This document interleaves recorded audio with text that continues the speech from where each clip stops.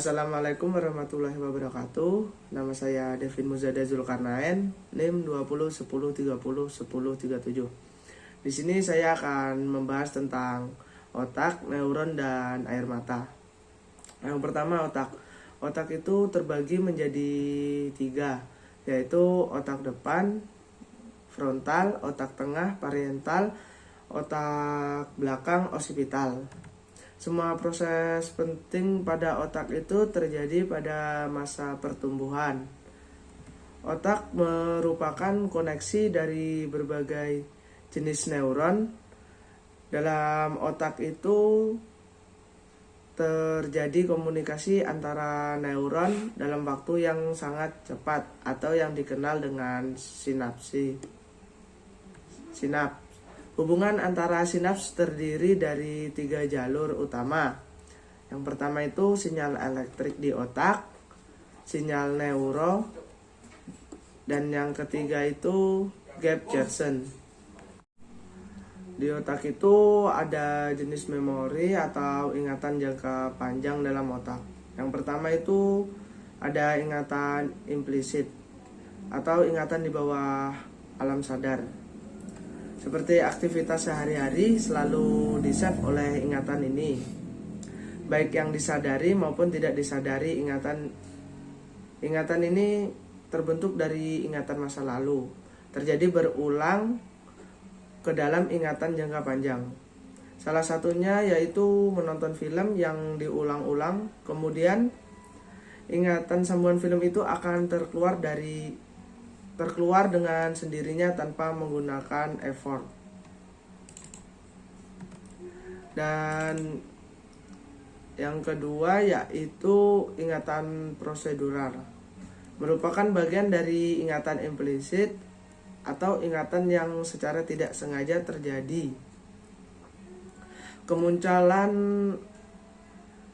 Kemunculannya itu tidak disengaja, hanya berdasarkan bayangan ingatan sebelumnya.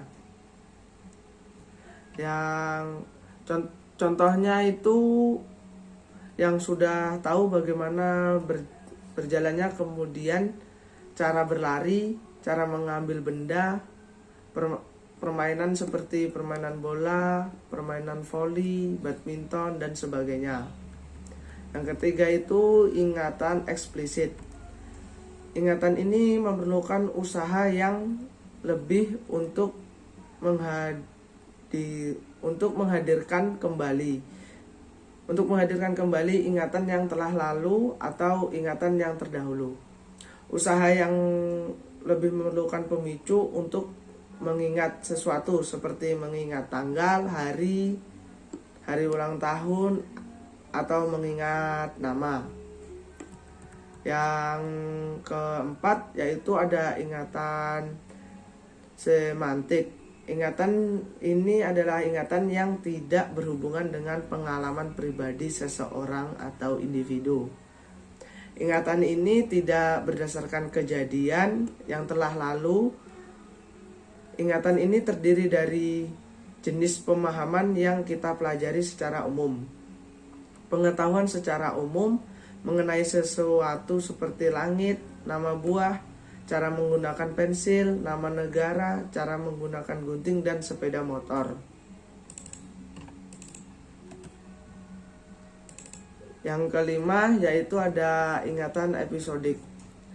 Ingatan ini merupakan koneksi unik yang ada pada masing-masing individu karena mengalami suatu kejadian tertentu seperti kenangan ultah pada umur berapa, kenangan yang berkesan saat sekolah, dan sebagainya. Memori di sini ada memori sensorik dan memori ingatan jangka pendek. Memori sensorik yaitu memori yang mencetak informasi rangsangan yang diterima dari lingkungan melalui bantuan dari panca indera seperti penglihatan, pendengaran, perabaan, dan sebagainya. Ingatan jangka pendek yaitu ingatan yang bisa kita ingat sekitar 30 detik dan hanya bisa menerima sekitar 7 buah informasi dalam satu memori.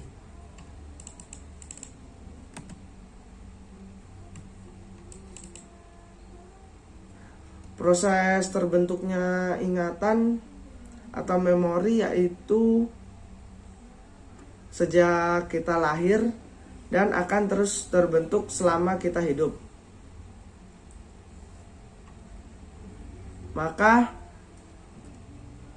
ingatan akan terbentuk melalui 3 tahapan, yaitu tahap belajar. Itu proses di mana informasi diterima oleh indera tubuh. Tahap atensi yaitu proses informasi disimpan oleh otak. Yang ketiga yaitu ada tahap retrieval, yaitu memanggil kembali ingatan yang telah tersimpan sebelumnya atau membentuk ingatan baru. Jadi ingatan yang berdurasi 30 detik dan hanya berjumlah 7 buah ingatan yang bisa masuk tentunya tidak bisa diulang lebih dari durasi tersebut.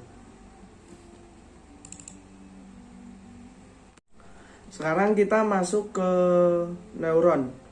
Neuron itu adalah salah satu struktur yang kompleks pada tubuh manusia. Merupakan sistem komunikasi utama yang ada di tubuh manusia yang menghantarkan impuls arus listrik pada tubuh. Di dalam neuron itu ada beberapa bagian. Ya, yang pertama itu dendrit. Dendrit itu yang menerima dan menghantarkan rangsangan ke badan sel. Yang kedua ada badan sel. Badan sel yaitu menerima rangsangan dari dendrit, kemudian meneruskan ke akson. Yang ketiga nukleus, mengatur kegiatan sel saraf atau neuron. Yang keempat ada neurit atau akson, itu menjalarkan impuls saraf yang meninggalkan badan sel saraf ke neuron lainnya. Yang kelima ada selubung myelin, yaitu melindungi akson dari kerusakan. Yang keenam sel sesuan, yaitu jaringan membantu menyediakan makanan untuk akson. Yang ketujuh nodus ranifer, mempercepat transmisi influx saraf. Yang kedelapan sinaps, yaitu pertemuan antara ujung akson 1 dengan ujung neutrit lainnya. Yang kesembilan yaitu ujung akson. Ya, ujung akson itu terdapat kantong bungkus akson yang berisi zat kimia yang disebut dengan neurotransmitter. Kita masuk ke air mata. Produksi air mata itu dipengaruhi oleh proses penuaan kondisi kesehatan masing-masing individu. Air mata itu diproduksi oleh satu kelenjar yang disebut kelenjar lakrimal. Kelenjar ini berada pada kelopak mata bagian atas. Air mata diproduksi dan menyebar ke seluruh permukaan mata, terutama penyebaran itu terjadi pada saat kita berkedip, kemudian mengalir ke lubang kecil di sudut kelopak mata bagian atas. Air mata mempunyai struktur yang mirip dengan air liur. Sebagai besar air mata terbuat dari air mata, tetapi di dalam air mata juga mengandung garam, minyak, berlemak, dan lebih dari 1.500 protein yang berbeda. Menurut American Academy of Ophthalmology atau AAO, manusia membuat 15-30 galon air mata setiap tahun. Air mata terdiri dari 3 lapisan yang berbeda, yaitu lapisan lendir, lapisan air, dan lapisan minyak.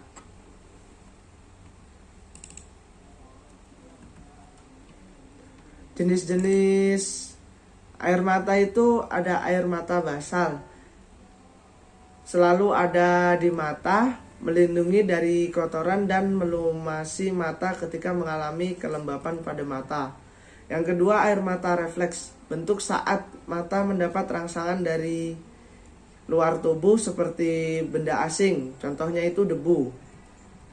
Yang ketiga ada air mata emosional, itu dihasilkan saat sedang sedih, galau, kena marah, tertekan, emosi, dan sebagainya.